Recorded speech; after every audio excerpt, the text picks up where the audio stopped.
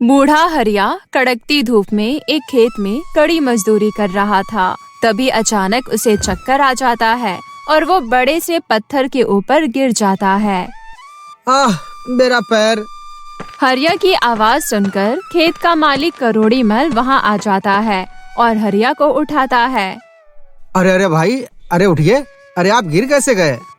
वो थोड़ा सा चक्कर आ गया था मालिक, इसीलिए बस। तभी खेत का मालिक करोड़ी मल हरिया को पानी पिलाता है। हरिया भाई, आप क्यों इस उम्र में इतना कठिन काम कर रहे हो? आपको इतनी तकलीफ में देखकर मुझे बिल्कुल अच्छा नहीं लगता। आप ये काम छोड़ दीजिए।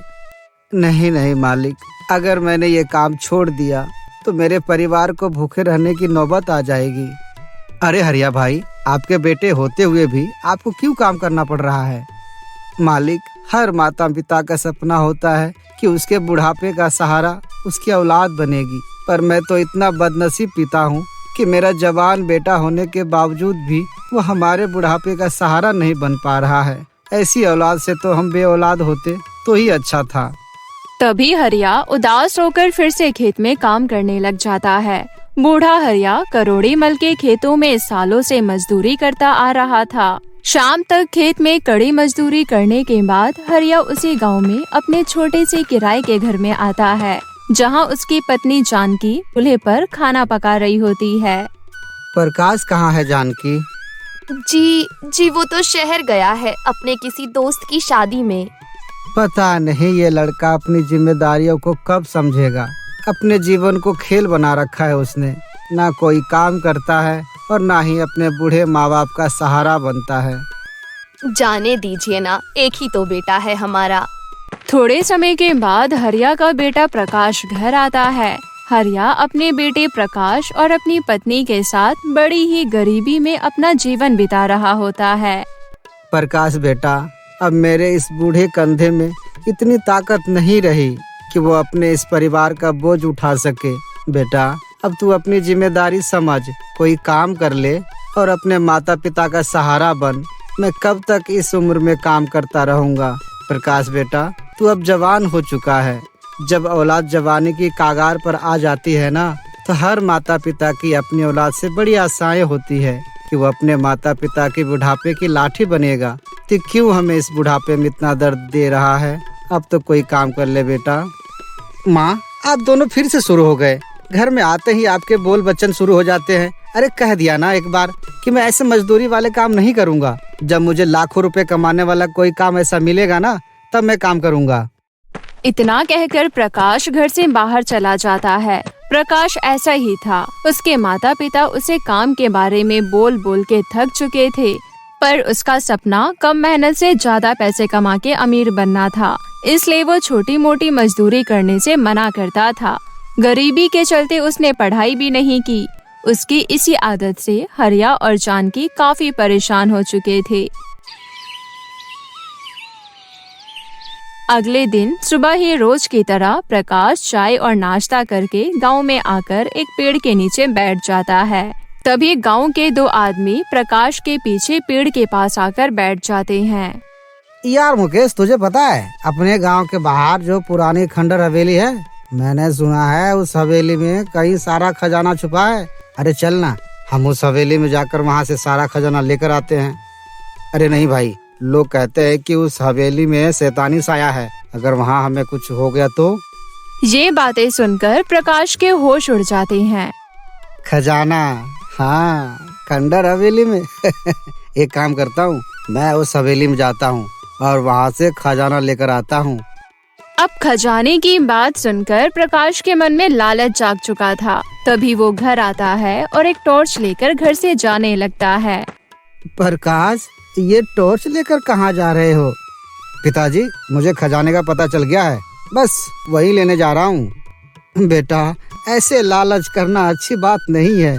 इंसान को मेहनत से दो पैसे कमाकर खुशी से अपना जीवन बिताना चाहिए। लालच करने से इंसान बर्बाद हो जाता है बेटा। पर प्रकाश अपने पिता की बात ना सुनकर गांव के बाहर एक पुरानी खंडर हवेली के पास आता है। वो हवेली काफी सालों से बंद थी। तभी प्रकाश खजाने की लालच में बेखौफ होकर उस खंडर हवेली में घुस जाता है। अंदर से वो हवेली काफी बड़ी थी। तभी प्रकाश उस हवेली में हर जगह खजाने की खोज करने लगता है, पर उसे खजाना नहीं मिलता। मैंने तो पूरी हवेली छान मारी, पर यहाँ तो खजाना कहीं भी नहीं है। अब कहाँ देखूं खजाना? तभी प्रकाश को सामने टेबल पर एक बड़ी सी किताब दिखाई देती है। प्रकाश उस किताब को हाथ में ले लेता है, जिस पर सामने कुछ लिखा था। क्या लिखा है ये किताब जिसके भी हाथ में होगी वो खजाने के रहस्य तक पहुँच जाएगा। अरे वाह, मिल गया खजाने का राज, मिल गया। प्रकाश उस किताब को खोलकर पढ़ता है। अगर आप खजाने का रहस्य जानना चाहते हैं तो खजाना उस व्यक्ति तक पहुंच जाएगा जो इन 2 सवालों के सही जवाब देगा। पहला सवाल ये है कि उस व्यक्ति को जीवन में क्या करना चाहिए। ऐसा कोई कार्य ना करे जिससे किसी व्यक्ति का जीवन नष्ट हो जाए। इसे पढ़कर प्रकाश काफी समय तक सोचने लगता है। ऐसा क्या है जिससे जीवन बर्बाद हो जाता है? अरे हाँ, लालच है इसका जवाब। तभी उस किताब से आवाज आती है, सही जवाब। अब पेज उलटकर अगले सवाल का जवाब दो। प्रकाश पेज पलटकर अगला सवाल पढ़ता है। क्या लिखा है ये? अगर किसी इंसान के सामने एक तरफ दुनिया भर का खजाना रख दिया जाए और एक तरफ उसका परिवार रख दिया जाए और दोनों में से किसी एक को चुनने को कहा जाए तो इंसान खजाने और परिवार में से किसे चुनेगा? ये पढ़कर प्रकाश हंसने लगता है। अगर खजाना रहा तो परिवार खुश रह पाएगा ना। मेरा जवाब है खजाना। तभी उस किताब से फिर आवाज आती है, तुमने दोनों सवालों के जवाब दे दिए। अब अपनी आंखें बंद करो, तुम खजाने के पास पहुंच जाओगे। तभी प्रकाश अपनी आंखें बंद करता है। थोड़े समय के बाद जब वो अपनी आंखें खोलता है तब वो अपने आप को एक अजीब सी दुनिया में पाता है, जहाँ हर चीज, घर, पेड़ और गाड़ियाँ, सारी ही चीजें सोने से बनी हुई थी। और वहाँ रास्ते पर पहाड़ की तरह कई सारा खजाना, सोना, चांदी, पैसे सब पड़े हुए थे।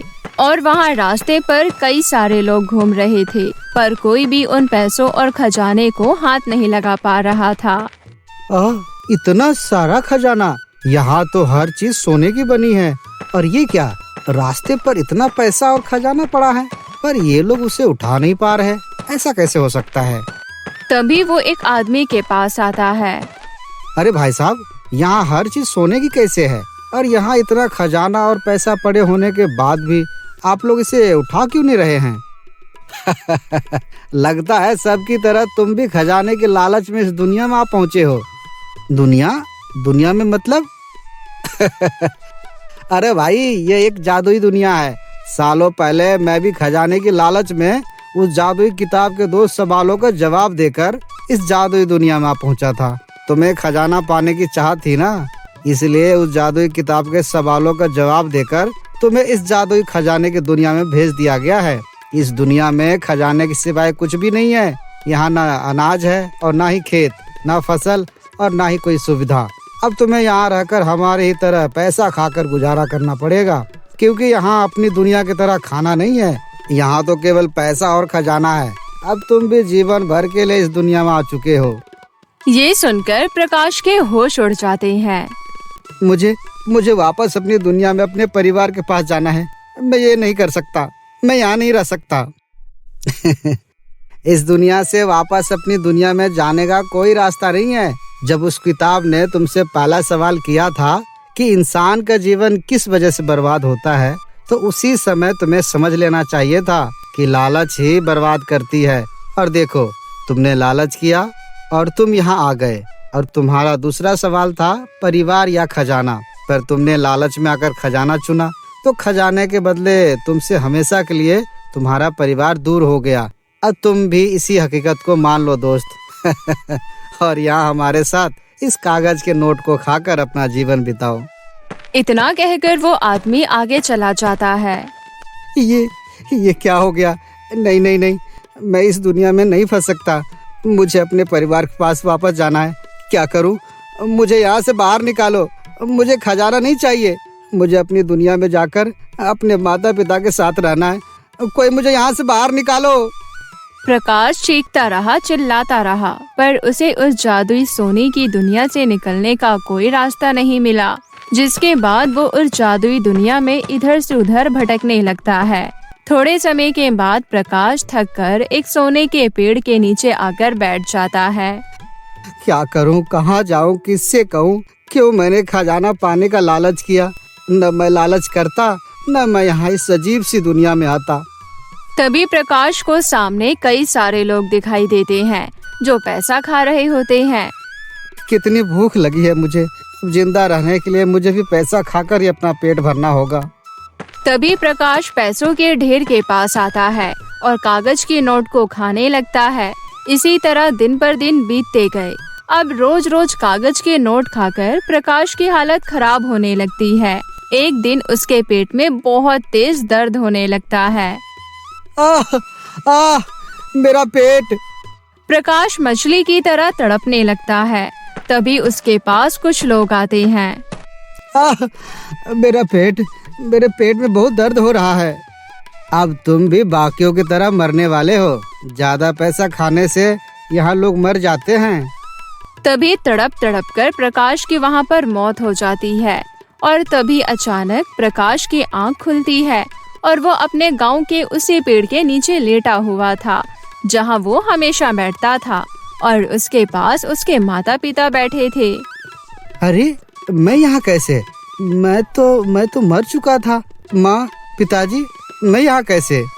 तू यहाँ पेड़ के नीचे क्यों सो रहा था? हाँ, हम पिछले 2 घंटे से तुझे जगाने की कोशिश कर रहे हैं और तू यहाँ सोया है। क्या? इसका मतलब वो सब सपना था? प्रकाश वो सब सपने में देख रहा था। तभी वो अपने सपने के बारे में अपने माता पिता को बताता है। देखो बेटा, इसे ही कहते हैं लालच का अंजाम। नहीं नहीं, मुझे नहीं चाहिए खजाना पैसा। पिताजी, आप सही कहते हो। 2 पैसे कमाकर खुशी से अपना जीवन बिताने में ही भलाई है। अब से मैं रोज खेत में जाकर मजदूरी करूँगा। तो इस तरह प्रकाश की आंखें खुलती है और वो हमेशा के लिए लालच करना छोड़ देता है। और अगले दिन से ही वो अपने पिता की जगह करोड़ी मल के खेत में जाकर मजदूरी करके अपने माता पिता का सहारा बनकर उनका पालन पोषण करने लगता है।